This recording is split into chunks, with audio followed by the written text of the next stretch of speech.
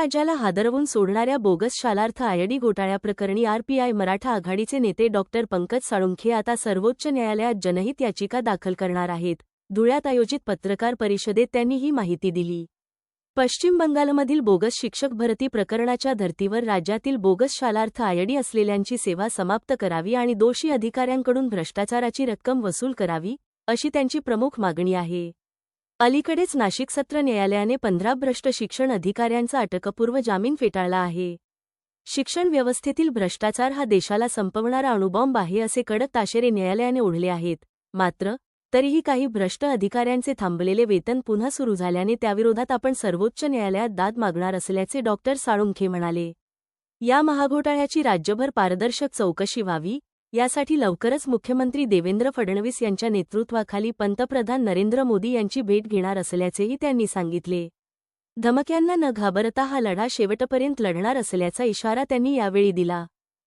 जो काही ऑर्डर केलेली आहे ती ऑर्डर इतकी धक्कादायक आहे व इतकी भयंकर आहे. ती ऑर्डर मी तुम्हाला एका मिनिटात जो त्यातला मेन कोट आहे मान्य न्यायाधीश जोशी साहेबांनी केला तो मी वाचून दाखवू इच्छितो. मराठीत सांगतो. ते ऑर्डर इंग्लिशमध्ये होती.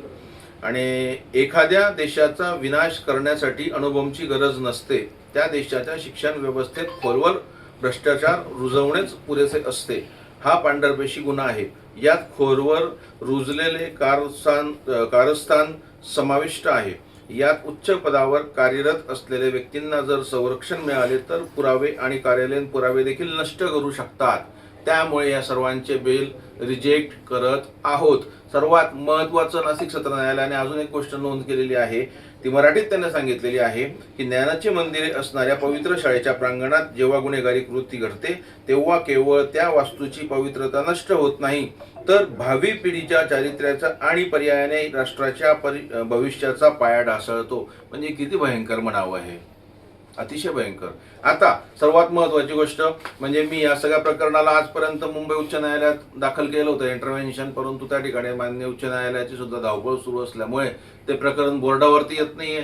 त्यामुळे मला नाईलाजास्तव आता हे सर्व प्रकरण मान्य सर्वोच्च न्यायालय दिल्ली येथे PIL मला फाईल करतो आहे. या PIL मध्ये 2000 जो संदर्भ मी घेणार आहे की 2016 मध्ये पश्चिम बंगाल येथे असाच एक पद्धतीचा जो आता शालार्थ आयडीचा घोटाळा आलेला आहे त्याच पद्धतीचा बनावट शिक्षक भरतीचा घोटाळा 2016 साली घडलेला होता. तर त्यात पश्चिम बंगाल सरकारने पश्चिम बंगाल उच्च न्यायालयाने एक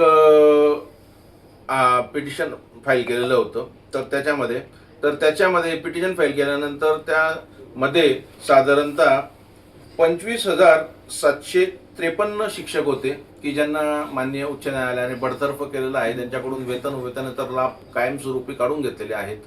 त्याच्यामुळे मी या निकालाचा आधार घेऊन PIL फाईल करतो आहे. त्यानंतर जेवढे शिक्षणाधिकारी आहेत त्यांच्या बाबतीमध्ये सुद्धा आजपासून त्यांनी जितकी ताकद लावायची तितकी ताकद लावावी. माझी त्यामध्ये काही अडचण राहणार नाही.